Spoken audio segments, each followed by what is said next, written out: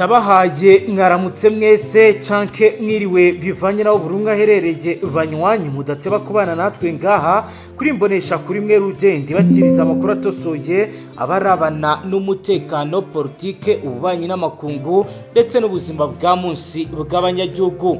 Turi mu gitondo cya kare kuri uyu munsi wa kabiri w'indwi kwigenekerezo rya 19 Myandagaro 2025 aho tugiye kurabira hamwe ibizindutse byibonekeza no operation zikomeye ziriko zirategurwa ku ruhande rwa FRDC ku ruhande rwa Izasarambwe mu bice bidasanzwe preparative offensive et defensive mu bice bitandukanye. Turababwira ibikubera muri territoire ya Masisi mu bice bya Bahunde, Bashari, Katoyi, Osiba, Yungu, groupement ya Bashari Mukoto. Turababwira ibikubera Bashari, Kaembe, Katoyi, Bunde, Ngungu. Tubabwire kandi ibikubera muri territoire ya Rucuru, muri sheferi ya Bwisha na Bwito, muri groupement ya Bukoma, Binza, Bweza, Kisigari, Rugari, Jomba, Tongo, Bishusha, Katsiru, Bukombo, Nyanzare, Kanyabayonga. Turaza kandi kubabwira ibiri kubera muri territoire iyo za Warikare. Tubabwira ibiri kubera muri sheferi zahitwa Wanyanga, Bakano,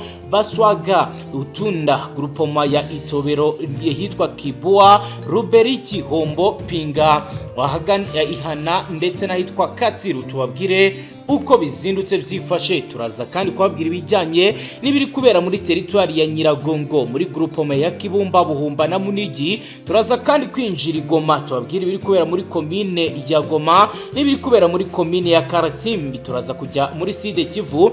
Tubabwira ibiri kubera muri territoire ya Karehe, ya Kabare, ya Warungu, ya Mwenga, Shabandu, ya Fizi ndetse tujye no kukirwa Kijwi. Tubabwira ibiri kuhababera bijyanye na déclaration de principe par la fini de guerre byamaze gusubirira udubi. Turababwira kandi ko habaye violation répétée de ces CRFI nkuko bigaragara, bikaba rero bihura neza n'ibiri kugenda bigaragara mu bice bitandukanye.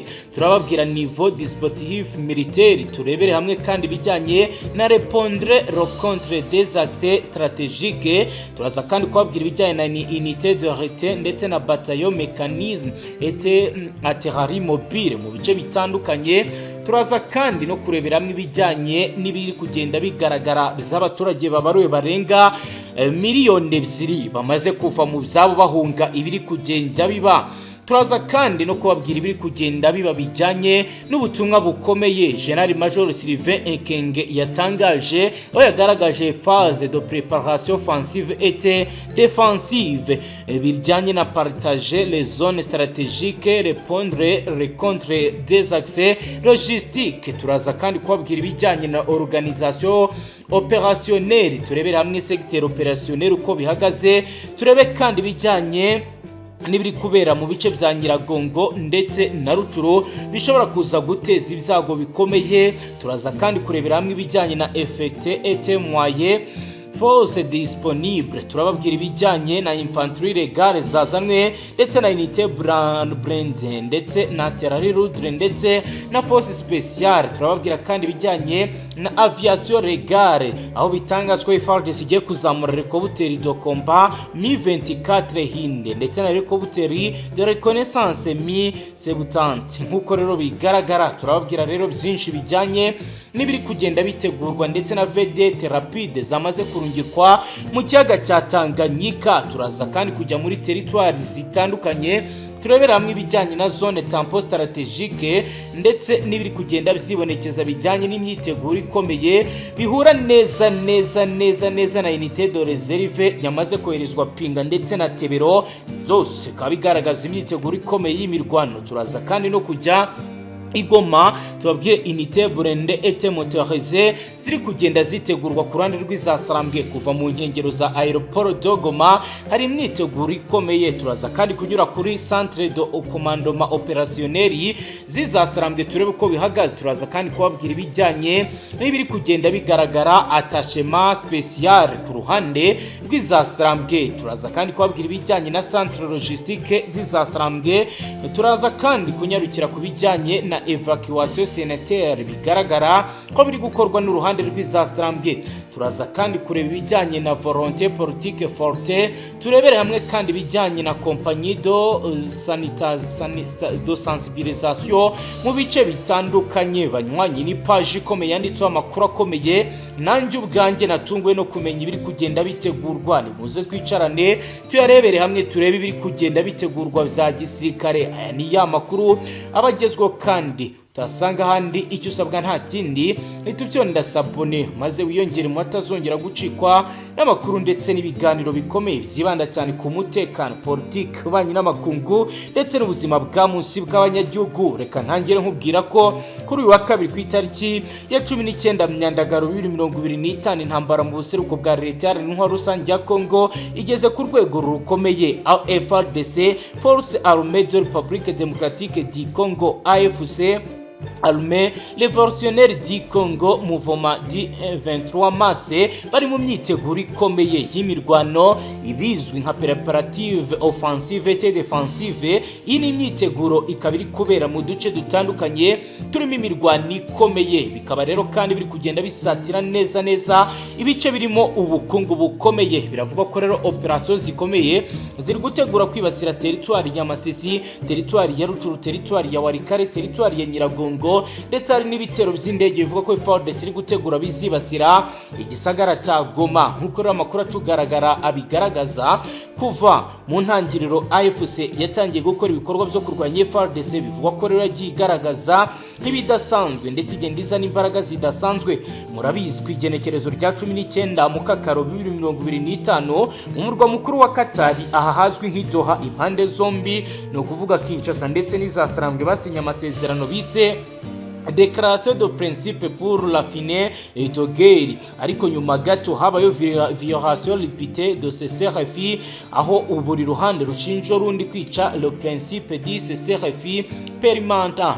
Nk'uko rero bigaragara muri iyi nyandiko, FARDC yashyizeho niveau dispositif militaire mu turere twa Masisi na Rucuru igamije ibizwi nka répondre contre des axes stratégiques. AFC nayo yohereje unité de rite bataillon mécanisé était atterri mobile mu nkengero z'igisagara cya Goma ndetse na Kibumba na Sake kugira ngo babashe gucunga umutekano, bakumire uwo ari wese ushobora kugerageza kuza guhungabanya umutekano. Impande zombi ziri mu rwego rwo gukora préparative d'une confrontation majeri mu gitondo cyo kuri uyu wa kabiri. Nk'uko byigaragaza, abaturage bararenga miliyoni 2 bavuye mu byabo kuva intambara yakubura mu buseruko bwa leta y'intwaro rusange ya Congo.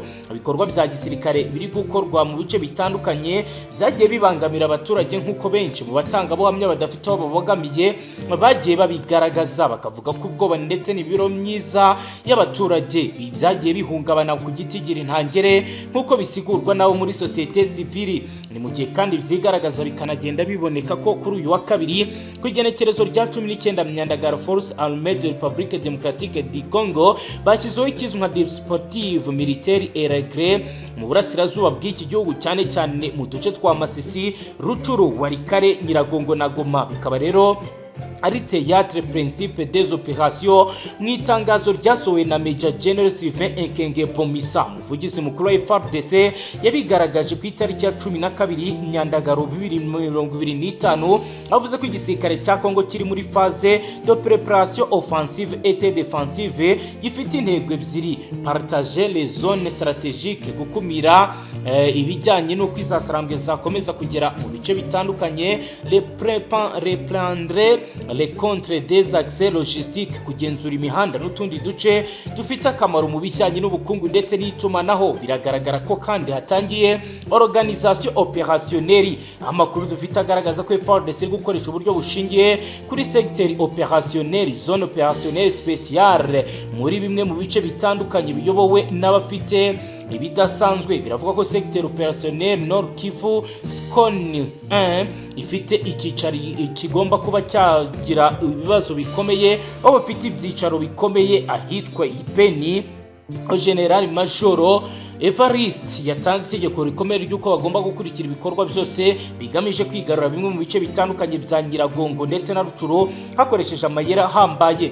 Segiteri ya kabiri du Nord Kivu ikaba rero yahawe Conseil ya Sinoke 2, icyiciro cyayo kikaba cyamaze gushyirwa neza Iwarikare, aho General Major Chiko Chitambwe Jerome akaba ari ushinzwe ibikorwa byo kuba bakigarurira ibice bya Masisi ndetse na Rucuro no mu bindi bice bya Warikare. Secteur opérationnel Sud Kivu Sosuki ni icyiciro cyahawe kuyoborwa n'uwitwa General de Brigade Dieudonné Kasereka, aho rero ari buze guhuza ibikorwa bya Nord Kivu ndetse na Sud Kivu cyane mu bice bya Kare ndetse na Kabare, nk'uko amakuru adushyikira bigaragaza. Nk'uko amakuru ava mu buyobozi bwa gisirikare bivuga, FARDC yashyize mu bice bitandukanye Masisi, Rucuro abasirikare barenga ibihumbi 10 bagabanyijwe mu bice bitandukanye, barimo infantry regale aho bitangazwa brigade ya 32e 34e ndetse na 341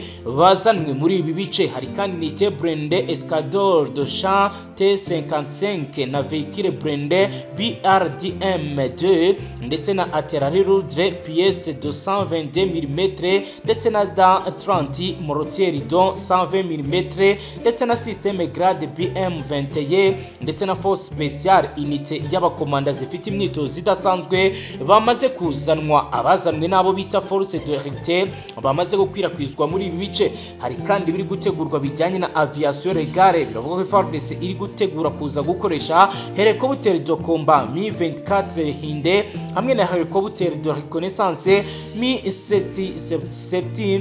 Iyi ikaba rero igaragaza ko ari urugamba rukomeye. Biravuga ko kandi no mu nkengero z'ikiyaga cya Tanganyika naho hagoswe ntabwo bigeze bahibagirwa. Kuri ubu tuvugana hamaze kugezwa rapide vedette rapide ziri mu gace kahitwa Bukavu gakomeza Karehe zigamije kuba zagenda zicunga umutekano, ariko biravugwa ko no muri Tanganyika ariho ibikorwa biri nyirizina. Nk'uko rero bigaragara, reka turebe bijyanye na deployement par zone. Amakuru dufite aragaragaza ko muri territoire ya Masisi kuri zone tampo strategique hagati y'igisagara cya Goma ndetse na Warikare, FARDC yateguye des bataillons de infanterie mécanisée mu bice byitwa ndetse na hegereye Katoyi, ahegereye Kabuhunde, aho bivugwa ko bagomba kuba bakegera ndetse bakagaye ibitero kuzasarambwe mu rwego rwo gukora offensive igamije kwigarurira axe routier Sake Masisi centre nk'uko bivugwa. Hari kandi un régiment de artillerie lourde mu gace kegereye neza Masisi ro bashyizwe mu bijyanye no kuba bafungura umuhanda ukomeye werekeza muri ibi bice. Hari kandi force spéciale zorejwe mu misozi yegereye Bashari Mukoto, aho biteganyijwe ko izasarambwe zishobora gukoresha mouvement de continuellement amabayeri atandukanye.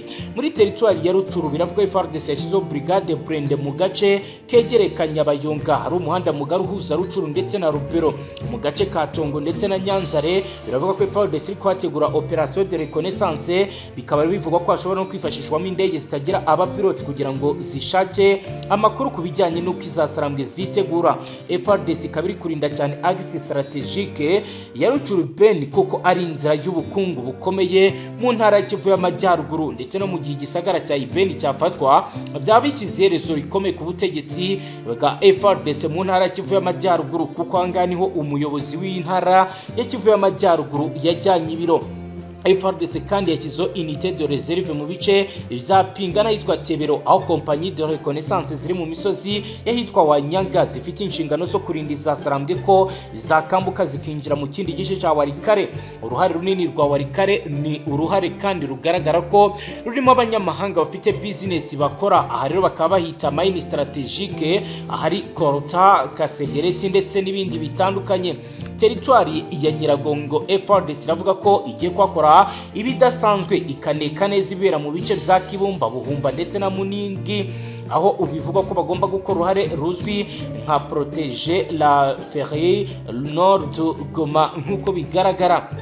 nkuko rero bigaragara igoma naho biravuga ko izasarambye zashyizeho unité blindée et motorisée mu bice bitandukanye mu makaritiye ya Karisimbi no mu nkengero za aéroport de Goma. Ariho niho hateganyijwe kuba hari centre opérationnel y'izasarambye z'igihe kinini, aho izasarambye zahawe kandi ibidasanzwe bijyanye n'ibyo bagomba gukoresha.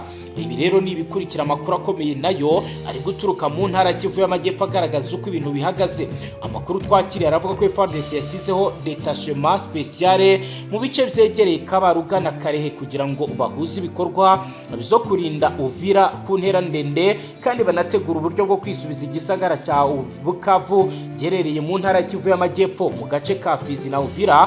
FARDC irashaka gukumira ko izasarambwe zishobora kuba zabuzwa kuza kwinjira muri ibi bice. Nkuko bigaragara centre logistique FARDC yashyizeho ibikoresho byinshi bya gisirikare mu gisagara cya Uvira ndetse no mu bindi bice byegera anga bagenzura, kandi bamaze kubaka hôpital militaire de compagnie bashyizwe hafi rero y'ibitaro byashyizwe mu gisagara cya Uvira, bigamije gutanga evacuation sanitaire ku basirikare bakomerekeye ku rugamba. FARDC iri gukoresha route principale, route nationale numero 5, route nationale numero 3 kugira ngo bazane ibikoresho kandi barinde umutekano mu buryo ntangere. Nkuko bigaragara FARDC iragaragara ko iri gukora volonté politique forte yo kurwana nkuko ro babisabwe na Perezida Kisekedi, ariko hari ibibazo bikomeye bya logistique, l'avènement et soldat des troupes.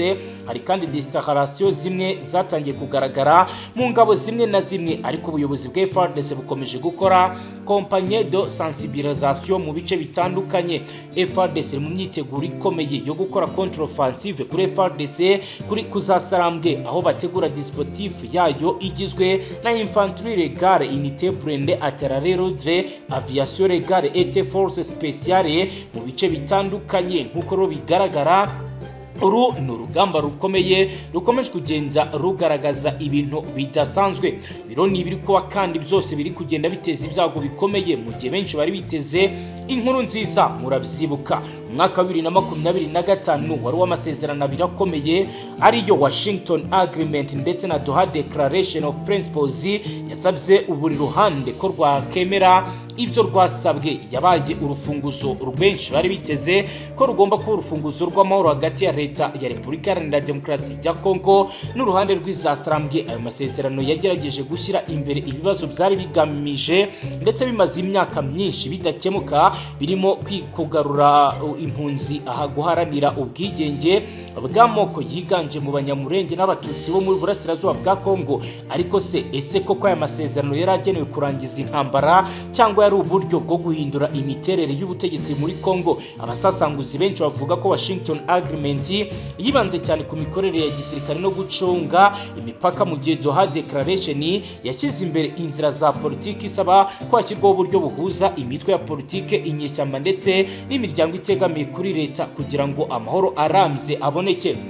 Ku ruhande rumwe amahoro yagaragaje nk'icyizere ku baturage ba Kivu y'Amajyaruguru, aho abaturage bari barambiwe amasasu n'iterabwoba ry'ubwicanyi.